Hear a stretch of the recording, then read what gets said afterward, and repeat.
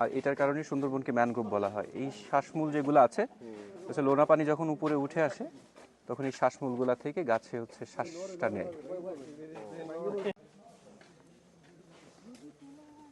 ওই যে তিনটা যে স্পট দেখছেন ওটা বাঘের পায়ের ছাপ।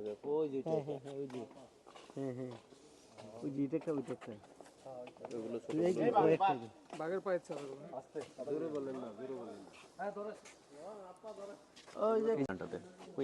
ওই একটা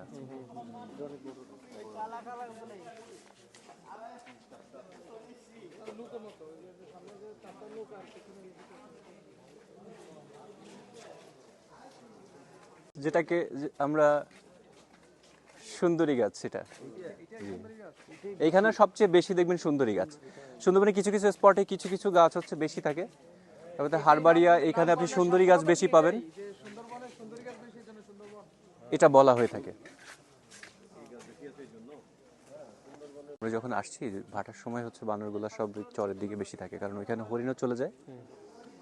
চরের যে ভেসে আসা ঘাস বা অন্যান্য ইয়েগুলো যখন হরিণ খাওয়ার জন্য ওইদিকে যায়, বানরও ওইদিকে চলে যায়। মূলত বানর এবং হরিণের ভিতরে একটা ভালো সাক্ষাৎ আছে। হরিণকে গাছ থেকে পাতা পেড়ে বানর খাওয়ায়, আবার দূর থেকে যখন বাঘ দেখতে পায় তখন গাছের পাতা নাড়িয়ে হরিণগুলাকে সতর্ক করে যে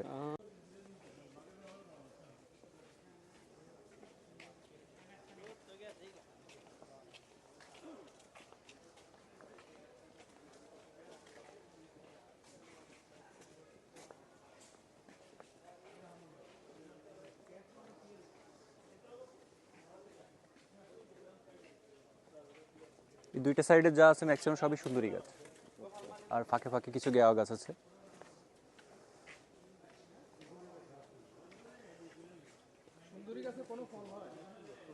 না, এটা শুধু কাঠের জন্য। না, এগুলা থেকে কোনো গাছ হবে না, এটা ওই গাছের শ্বাসমূল। শ্বাসমূলের চ্যাপ্টা যেগুলো যে গাছের সাথে আছে এগুলোকে বলে ঠ্যাসমূল।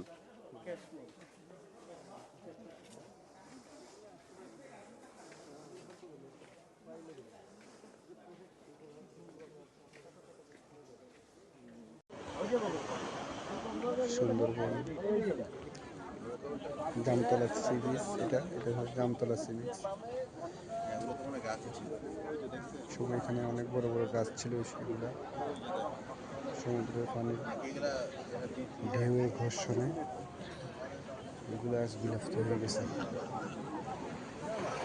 শিকড়গুলা পড়ে যাচ্ছে, শিকড়গুলো শুধু এখন আর অবশিষ্ট আছে।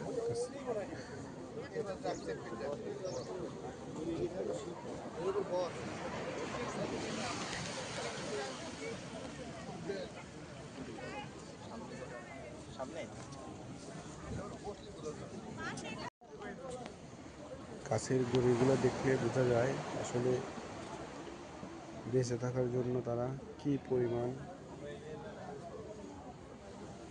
যুদ্ধ করতেছে সমুদ্রের ঢেউয়ের সাথে। দেখা যায় কি পরিমাণ যুদ্ধ করে তারা সমুদ্রের সাথে এখানে টিকে আছে। প্রতিনিয়ত তাদের শিকড়গুলো থেকে বালি মাটি সব ধুয়ে ধুয়ে সমুদ্রে নিয়ে যাচ্ছে। তারা কি পরিমাণ যুদ্ধ করে টিকে আছে, এই যে তাদের শিকড়গুলো। শুধু একটা না, এভাবে তাদের জীবন।